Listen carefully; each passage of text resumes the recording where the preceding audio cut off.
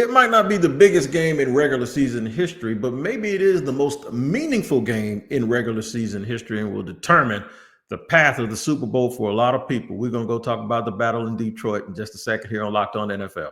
The barbershop is open and Tony Wiggins has a chair for you. He's ready with some real NFL talk. The local experts of Locked On bring their expertise, and Wiggy is ready with his clippers and shears. Sit down and enjoy. The new Locked On NFL starts now. Locked On Podcast Network. Your team every day. Yeah, it's your team every day here on Locked On NFL. We thank you for making us your first listen. This is the second edition of a double dose of the NFL that you get each and every day because we use the local experts to let you know everything that's going around the NFL. And we have Matt Williamson here today on a Friday show as usual. And we will discuss, we'll have a whip around the league on the important games on the schedule for this weekend. Not all of them. Resting the Eagles. Those resting Eagles are lurking, though. Sean Payton deserves credit. I beat him up earlier in the year for his decisions, but guess what? I'm going to actually give him his flowers today. And then Detroit versus Minnesota, that is what everyone's talking about. We'll take a look at this game this weekend, but we'll also look at the future of these two teams and let Matt tell us which one he'd rather be. All right, before we do that, I got to let you know that this episode is brought to you by Prize Picks. Go to prizepicks.com/LockedOnNFL and use the code, all lowercase, Locked On NFL, to win $50 instantly when you play $5. Also, shout out to the everydayers that join us. You can make sure you tap in on wherever you get your podcast, whether you watch them or listen to them. Make sure you tap into that location each and every day. And also check us out over on Amazon Music, Locked On NFL on Amazon Music. Listen, we can't even put it off anymore, man. This is a huge game with great ramifications. Normally this time of year, Matt, we're all just getting ready and gearing up, getting ready for the playoffs. That's why they stopped fantasy football the week before the last game. But you know what? The football god shined on everybody this time and said, no, I'm going to make you sit around and watch this. But boy, do we have a big one coming up this weekend in Detroit. 100%. And I hadn't realized this, but on Peacock and Williamson earlier this week, we were talking about back in 1990, the Giants played the Niners, and they both had similar records to finish up the season. And I'm like, yeah, that's great. But both those teams are going to go on to win their division. They don't have to go to a road game if they lose. You know, I mean, you lose this game, all of a sudden you're like, man, I got to beat the Bucs. And just when things were going great, I'm in trouble on the road, and I got a long road ahead of me of road games to get to the Super Bowl, where my opponent that I just lost to, a division rival, has their feet up for a week. So, I mean, the ramifications are gigantic, and I can't wait. I mean, what a great way to finish up the regular season as the last game of the year. No doubt about it. I'm going to let Matt Derry give his spill on the Detroit Lions, and then we're going to open up the windows and talk about this game in a whole bunch of ways that you couldn't imagine. Huge week. Never happened before. You could make an argument that this is the greatest regular season game in NFL history, because two 14-win teams playing each other has never happened before. You've got two 14-win teams going for the 1 seed, and in the final week of the season, and the last time we had two teams playing for the 1 seed and the conference regular season title and a division title was 1993, but in January of 94, I mentioned this last night, when Dallas had to go to the Meadowlands and beat the Giants to do that. So I got to take my hat off to Brad Holmes, Dan Campbell, and this organization, because everything's at stake this week. Vikings keep winning. They have 14 wins. The Lions have 14 wins. And it's going to come down to whether you slice it with a tie or a tiebreaker. No. You know, this game for the Lions, obviously win or tie, they get the 1 seed. But the Lions are playing to win. And last night, they didn't have to. And I've been telling you, and I've been saying this for a while, that this game, along with the Dallas game in Dallas, were two games that Dan Campbell really wanted at the start of the season. Not that he doesn't want them all. Not that he didn't want to set a franchise record with 8 road wins this year, something that's never been done before in Detroit Lions history. 8-0 on the road. Pretty damn impressive. But the games that he circled on the calendar, the games he told his team about, he wanted his guys to get some retribution, some revenge for what happened in Dallas last year at the end of the season, regular season. And what happened in San Francisco in the NFC Championship game. I love that. I love that because you know what? We're going to find meaning in everything. And we're going to, the only way we get past these demons that we had last year is we got to slay them. And I think the symbolism of that is really one of the things that embodies this Dan Campbell team more than anything. Yeah. And Wig, we've talked about this, and we haven't been doing the show all that long, but it's come up a lot on these Fridays that some of these organizations, starting with ownership, aren't as good as others. I mean, they just aren't. I mean, they're 32 independent corporations. Yes, they all are NFL, but they're competitors. They're not run the exact same way. And I think of the Commanders too. I mean, they were the worst ownership in the league, and they're starting sports, to maybe in all in the sports. Right. Yeah. And they're rinsing the stink out of that building. I mean, and really, Detroit, I mean, it wasn't that long ago. We both remember when they didn't win a game all year. I mean, they were pretty bad too. So I do commend Campbell for really power washing the stink out of the building. You know, like we're really going to change while everyone views us. The Niners eliminated us last year. Let's go crazy to wipe them out. Now, I have some concerns just because they had the earliest bye week of any team in the league. And I feel like they're running a marathon with a full sprint, and eventually it's going to wear you down. You know, like eventually you got to kind of jog through it a little bit and ease up on these guys a little. And that's why I think this bye week is so key for them in the win. But still, I mean, the players and the environment has to be 180 degrees different than it was 5 years ago or when he took over, you know. It really and does. Somebody said for that. Yeah. It really does. Now, we've been kind of forgetting about the Vikings I've been saying it, and you heard me. We've been kind of forgetting about Minnesota all year, so we won't do that here. They have a lot of the same characteristics. It just comes wrapped in a little bit of a different package, right? Like it's the more traditional, you know, the KO, Kevin O'Connell, looks like everything that all of the coaches from the past. It's like a combination of Bill Walsh and Tom Landry. Dan Campbell looks like the dude that used to be his right-hand man. You know what I'm saying? Like back in the day, you had Joe Gibbs and Richie Pettibone, and I'm dating it, but the other guy looks like the tough guy. But now the tough guy is actually out front. These teams mirror each other in everything except personality. And that's why I think this game is so big. Now, having home field, if you're New Orleans in a dome, it means something. Having home field in a dome when you're not New Orleans, I think, is just home field. It's like the building and the facility doesn't give you the advantage that New Orleans is a whole different animal, right? The elements normally affect games that they're played up north. Whoever has home field, they're going to play inside. So the visitor, that's one thing. They ain't got to worry about a whole bunch of other stuff except for the fact that they're at somebody's home field. Here's a question for you, though. Which one of these teams would you rather be moving forward with all of the assets that they have, with the age and the structure that they both have? It's tough. I tried to think about it, and I couldn't come up with it, man. So I think there's two things I want to talk about off the bat that we can't forget about for this conversation is the Lions defense as we speak, you know, for this game, for Sunday, I think is the weakest of the four units because it's so decimated with injury. But they're getting those guys back. I mean, Hutchinson's going to be a Lion next year, Lee McNeil, and, you know, they have two corners they drafted high, and Branch. I mean, so they have a lot of defensive pieces, whether that comes to fruition or not this Sunday. So I don't look at the defense and be like, boy, it's really weak. I look at the defense and think it's a strength. But also, a key component of Minnesota is Christian Darrisaw. I mean, he's a top 5 left tackle to me that's not in the equation that will be back. So they have a pair of tackles that are enviable as well. I would still go with the Lions. However, the more I think this thing through, I think what happens is they bring Darnold back and McCarthy. If you look at the top 10 in the draft, there's not enough quarterbacks for the musical chairs. Someone's going to blow their doors off with a McCarthy trade. The Raiders, the Titans, somebody like that.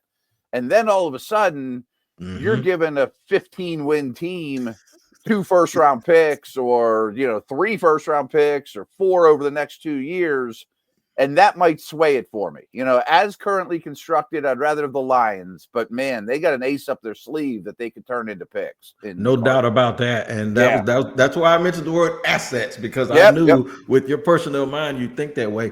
The other thing I like to say about this game before we get to segment 2 is this. I'm not sure a week off helps Detroit. Now, wait a minute. I know y'all saying, Wig, they're all banged up. What are you talking about? Okay, a week off ain't going to help them get none of those dudes back that we just mentioned, except maybe the running back, Montgomery, right? Montgomery, right. But more than anything, you got to remember, they got a bunch of dudes. If you saw that first half against the 49ers, and I know the 49ers can scheme up everybody until you figure out what they're doing, they look like they hadn't played together very much because they got so many dudes that they've just been bringing in recently. So I don't know if they need a whole week off.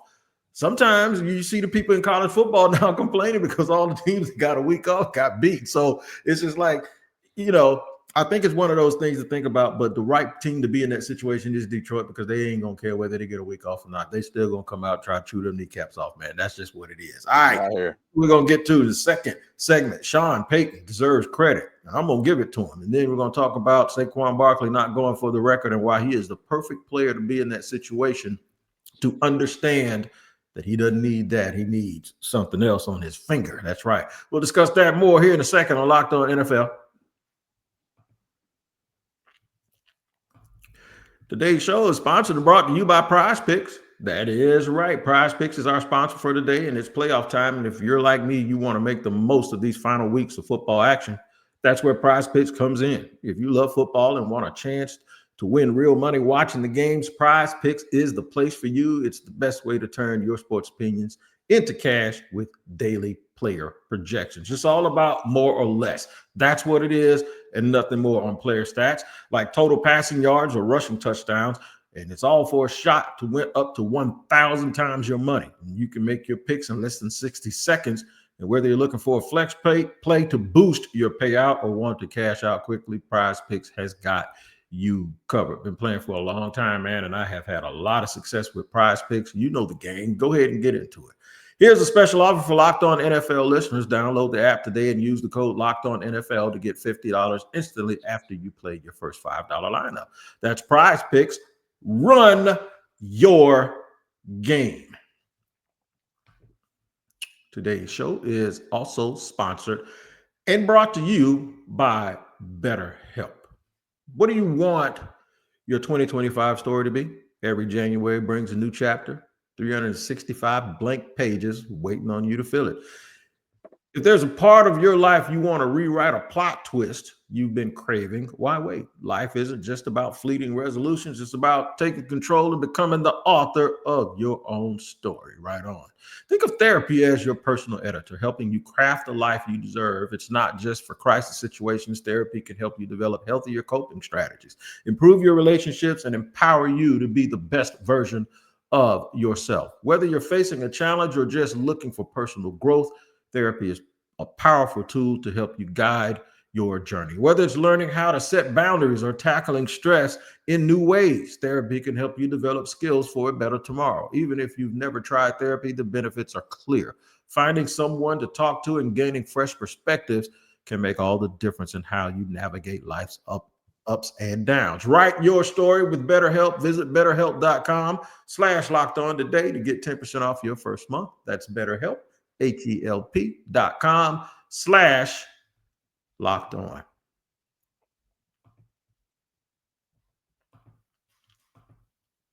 Moving and grooving here on Locked On NFL on a big weekend here in the National Football League where everyone's talking about Detroit and everyone is talking about Minnesota as if the winner of the game is just going to automatically catapult or morph into the Super Bowl to go ahead and play against Kansas City Chiefs or the Ravens or the Bills. That's not the case, though. I just named 3 teams from the AFC, and there's a 3rd team in the NFC that says, wait 1 minute, we've had a great year, too. We also are going to be a 14-win team.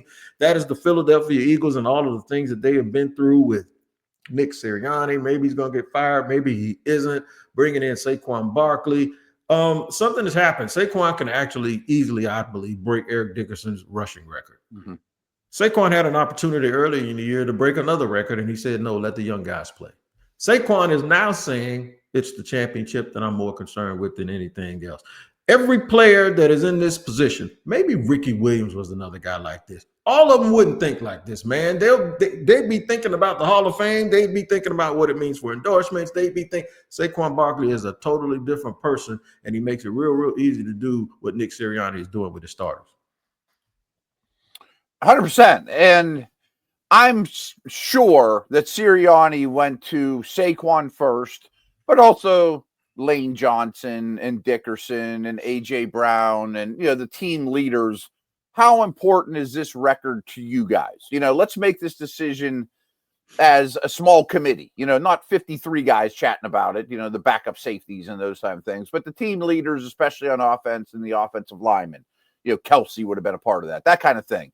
Yeah. And my hunch is you're right that, yes, I'm sure it's important to Barkley. But two things stand out is he just hit a really, really impressive milestone. It's not like he didn't get anything out of this deal. I mean, he's a 2,000-yard rusher, which is pretty awesome. That in itself puts you in pretty elite company. And if you think about his career thus far, the guy hasn't won any games. I mean, he's been with the Giants forever. I'm sure he's excited just to win a playoff game, let alone maybe get to a Super Bowl, So just think about where he's been in this league. I bet winning is more important to him. I don't think that's BS. No doubt about it. And the Eagles, they've won recently enough to understand how you have to go about it. They won some close games in that year that they won the playoffs. And even the Super Bowl was close. They know you're going to need all hands on deck, even though it was a different coaching staff. You got a lot of some of the same people that are in that building that won those games, including those offensive linemen you mentioned. Listen to my man Gino talk about Nick Sirianni here from Locked On Eagles. The Eagles might have missed out on the 1 seed, but they're taking full advantage of Week 18 to get a bye week. Nick Sirianni sat down for his press conference and answered the $100 million question for all of us. Are the Eagles going to play any of their starters in Week 18 against the New York Giants? And that answer, Nick Sirianni, he said, we're going to rest some of those guys. And you could probably figure out which guys they're going to rest. It'll probably be Saquon. It'll probably be Jalen Hurts, who is still in concussion protocol. A.J. Brown, Devontae Smith. Dallas Goedert just got his 21-day window activated for the injured reserve. He most likely will be ready to go for the playoffs, but he is going to rest in Week 18 as well. Some of the defensive starters you probably won't see. Quinyon Mitchell, I would assume. Darius Slay. Neither of the safeties. Jalen Carter. It's amazing to me, man, how Philly had a weakness, and the weakness was their back end on their defense. And they fixed that thing in 1 year with Cooper DeJean and Quinyon Mitchell. They have done a really, really good job. And those guys actually, we talk about Dan Campbell, a lot of the pieces in Philadelphia, including Saquon and, as chippy as A.J. Brown can be with Jalen Hurts. When you look at all of those guys, they look like they come from South Philly for real. Like they were born and raised in Philadelphia, and they embody the personality of that team. They ain't scared of nobody. No. And again, I think it starts at the top here. Ownership and front office are elite to me. I mean, the Eagles are always at the top of the league in cash spending, which people don't look at enough. They always look at how much salary cap money have you spent. Right. Now, we're talking about how many dollars came out of the owner's pocket. They're always at the highest level, and they spend. And front office, you kind of mentioned it. Like, they've been very successful, and they've stressed linemen like no other front office in the league. But they quickly realized last year that everyone's attacking the middle of the field, that their linebackers and safeties that they neglect every offseason were too weak. So they really attacked their back seven this offseason. And I don't know if it's Sirianni or who made the call, but you bring in Vic Fangio. I mean, he just fixed everything. I mean, you talk about big changes at the top. And then you draft well with Mitchell and DeJean and Zach Bond, to me, is one of the best stories in the whole league. He revitalized his career. So they're pushing all the right buttons, and I think it's a really fantastic story. And I think they might win the Super Bowl. I really do. I mean, they, as it stands right now, with this semi-bye week in Week 18, I think they're going to be my NFC pick. The other thing is this. And Wig, too, like you mentioned, Goddard and Hurts, guys that have been out, you can just let them chill and get ready for round one, Yep, and we were talking about the big game to reattach this to the top of the show. Mm-hmm. The team that loses that game knows they got to play Philly if everybody wins. They got to play Philly first. So the team that loses this game this week, over the next 3 weeks or 4 weeks, they're going to have to play that. They're going to have to play Philly. and then that other team again, and then they're going to have to win the Super Bowl. Right. That's three Brutal. awful games, man. You got to think about, because that means that you're probably playing a team. If Kansas City makes it on the other side, you'll be playing teams with win totals of 15, 14, 15, and 17. That's crazy. That's bananas. Crazy. And if you can win it, you might go down as one of the greatest teams in history. I want to touch on this real quick. And real quick, you mentioned playing in domes. Well, playing in Philly, I mean, they boo Santa Claus. I mean, that's a terrible place to play. They threw snowballs at Beyonce. They booed Kobe Bryant. God bless him, man. They booed everybody. My mom used to go to games up there, and she stopped. She used to travel with Washington to all of the division games. She wasn't going back to Philly, man. I don't know if you remember Ray, the dude with the Indian suit. They set his suit on fire one time. So it's like crazy. Some dude with a cigarette lighter. It's wild, man. Philly's always been a wild place. I'm going to give some love to Sean Payton real quick, because Sean Payton, I have to mention this. Sean Payton, I said Sean Payton, the GM, was going to get Sean Payton and I'm not saying that he's the official GM, but what I am saying, he has a lot of power. I thought it was going to get Sean Payton, the coach, fired. I was dead wrong. Whether Denver makes the playoffs, I don't care. This has been a success. Getting 3 guys to start in the Pro Bowl. Of course, you know about Surtain, but then Nick Bonito, Marvin Mims, who is in his 2nd year. This is a home run hit by Sean Payton. And I just want to give him some love here. I'm going to play this clip by Locked On Broncos, man. We ain't even got to respond to it, but this is just me admitting when I was wrong about someone. They announced the starters for this, and obviously 3 Denver Broncos will be representing here. And look, I think once again, just even knowing what the alternate spread looks like here for Denver, a lot of people seem to be paying a lot of attention here to these Broncos here in 2024 in terms of fan voter recognition. There's obviously some snubs here, but overall, it's nice to see that Denver's getting some recognition, even though the Pro Bowl isn't what it used to be, unfortunately. It's not what it used to be, but it's still great recognition for some of these guys. Obviously, cornerback Pat Surtain leading the way. Cody, feels like he should have probably made the Pro Bowl every year of his NFL career, but I believe as a rookie, he was one of those snubs that we're going to talk about in a little bit here. But other than that, Pat Surtain every year kind of punching his ticket to the Pro Bowl games. Marvin Mims has made the Pro Bowl now in consecutive years to open up his NFL career. And as a return specialist, obviously he's been playing at a very high level lately as a wide receiver, but as a return specialist, now we're seeing him make it in the 2nd straight year. And Nick Bonito, the guy making his debut in the Pro Bowl this year. Cody, very exciting to see him rewarded for a fantastic season, one in which we hope is capped off here in Week 18. For a team to be where they are right now, to have this quick recovery, the only thing I can think of that was better was 49ers giving up 3 first-round picks for Trey Lance, him never panning out, and then them still being in the Super Bowl within like a year or 2. This is for them to go trade for Russell Wilson, give him all of that money, even pay him like he's making all that money this year and he ain't even playing for him, to admit that they messed up in the coaching ranks and to retool that. It was a circus similar to the one the New York Jets have this year. You got to be pretty bad to be similar to that. They have really turned this thing around, and they've done it with good old-fashioned blocking, tackling, player evaluation, and development. I love it. And a lot of things here. I know we don't have a ton of time, but after the Wilson trade, and that was a disaster, and LaFleur was a disaster. I mean, what he last, like 6 games or something like that before Peyton was even there. I mean, the franchise that Peyton took over. Hackett. I'm sorry. Right. Yeah. You're right. I screwed that up. And they also had to give up a 1st-round pick for Peyton. So they had all those picks that they sent to Seattle, and they sent stuff to the Saints, and didn't have a lot of draft capital. And he takes over a terrible situation. He won 8 games last year. Even benching Wilson those last 2 weeks. I mean, he has a winning record in 2 years in Denver.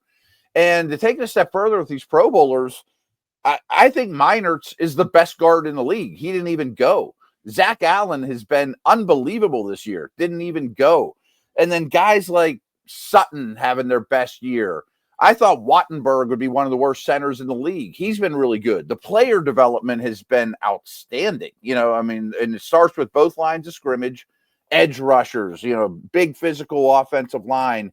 And I say this a lot, Wig. I mean, there's probably 50 human beings walking the earth right now that truly understand how to win in the NFL. And 35 of them are retired, Parcells and Gibbs and guys like that. I mean, there aren't many of them. There's usually like 5 to 8 of them in the league at one given time. Right. And clearly Payton is one of them. No doubt. He is one of them. Another one that knows how to win is Mike Tomlin. We'll discuss him and then a whip around the National Football League in just a second here as we continue on Locked On NFL. Today's show is brought to you and sponsored by our friends over at FanDuel. The NFL playoffs are almost here, but it's not too late to get in on the regular season action with FanDuel, America's #1 sportsbook. Because right now, new customers can finish the season strong with $250 in bonus bets if your first $5 bet wins. FanDuel has so many ways for you to pick a W. I love betting on which players will score a touchdown and how many points each team will score. I think it's thrilling. I'm going to go with a low-scoring game in Detroit, though, man. I don't think they're going to get it. I think they're going to try to limit possession. So do with that what you will. Not only can you bet on who will win the game, but FanDuel also has bets for which players will score a touchdown, how many points each team will score, and so much more. Just visit FanDuel.com to join today. That's FanDuel.com for your chance at $250 in bonus bets. Make every moment more with FanDuel, an official sportsbook partner of the NFL.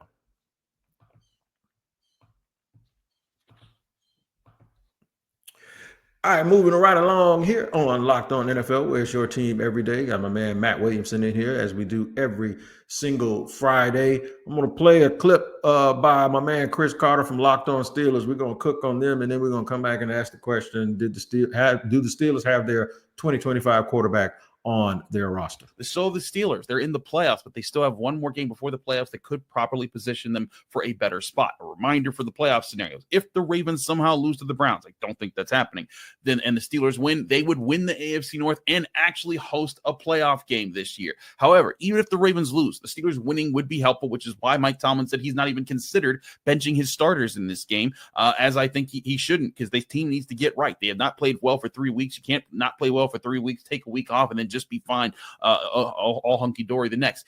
I think this is an important win for them to get their mojo back, play good football, and come out with a victory. If they can do that, I think it sets themselves up well, because if they win and the Ravens win, it locks the Steelers into the 5 seed, means they go to the Houston Texans. That is the easiest of all the home games you could draw from the Bills, the Ravens, and the Texans that'll be playing in the first round of the playoffs. So if you want to get there, this is the key. So we've talked about that. You guys know that situation. But let's talk about another key to this offense that I think needs to happen. Now, I have a film study that's coming out on Russell Wilson and some of the struggles I think he had in this Chiefs game. Again, why I think they're uncharacteristic of him. It's so funny. I spend most of this year telling people like, hey, I think Russell Wilson's going to be the guy. Even when Justin Fields is 4-2 and people called me a Justin Fields hater and they said, oh, you just love Russell Wilson. And then when Russell Wilson comes in and I'm evaluating him like I evaluated Justin Fields when he was playing well, I said, hey, he's playing well. When he's not playing well, I call that out. And now I'm set up to be a Russell Wilson hater as well. That's neither here nor there. But what I think this team has to do is, one, it has to trust Russell Wilson to get out of the funk that he's in. All right, that's the biggest question. Trust him in this one game, but do you get the feeling that they trust him or the development of Justin Fields, or maybe a combination of bringing it right back and running these two quarterbacks? Does Pittsburgh have their quarterback of their immediate future on their roster? I had lunch with Chris Carter yesterday, actually, down at the Steeler facility, and saw all these guys in live. Yeah, Chris is great. I can almost assure you that Russell Wilson will be back. Now, the AFC is so nasty. If Pat Mahomes can't make the Pro Bowl, the AFC quarterbacks are a little bit insane. And I'm not saying Wilson's even close to that level of Allen, Burrow. 2 of them are in your division, Lamar, but I think it's, in a way, the best you can do at the time. And frankly, when I saw Wilson every day at training camp in Latrobe, PA, at St. Vincent's, I could have told you then, oh, they're going to re-sign him, because the fit is phenomenal, personality-wise, leadership-wise. I know he got a bad reputation in Denver. There's none of that here. I mean, It's him and Cam Hayward leading everything, and in a very Steeler-like manner, in a very professional-like manner. Now, I do think he has some limitations, and he has a hard time seeing at times. But I think the plan is probably sign a 2-year deal to a semi-team friendly deal. And maybe a year from now, not this draft class, you draft one then.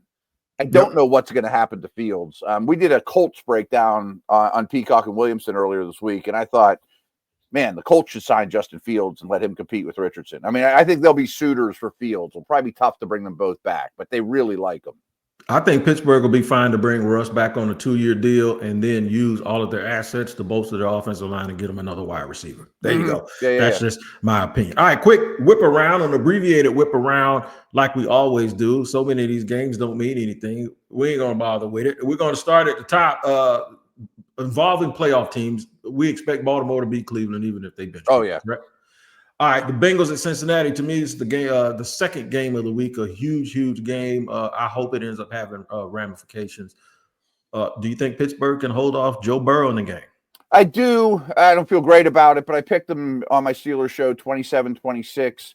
They're on a mini bye that they needed really bad after that 3 games in 11 days stretch, and they're really healthy, where the Bengals defense to me is still really terrible. It is really terrible. What do the Chiefs do in Denver at Mile High? I think they keep it close. I think Andy Reid does fun stuff, and Wentz has a lot to prove. I don't think they win, but I think they keep it close. No doubt about it. And finally, and we started with it and we'll end with it, Minnesota at Detroit for a game that has huge ramifications, 8:20 this weekend. Ooh, I'm leaning towards the Vikes. You know, on our show, we always pick versus spread. You don't have to necessarily pick winners. So the fact that the Vikes are getting points, I would take the points. And if I feel that strong about it, I guess I'll pick them to win too. But this is just more of kick your seat back and enjoy, you know? Yeah, it is. And you know, the thing about it is I'm going to pick Minnesota too, but it puts Detroit in a different position.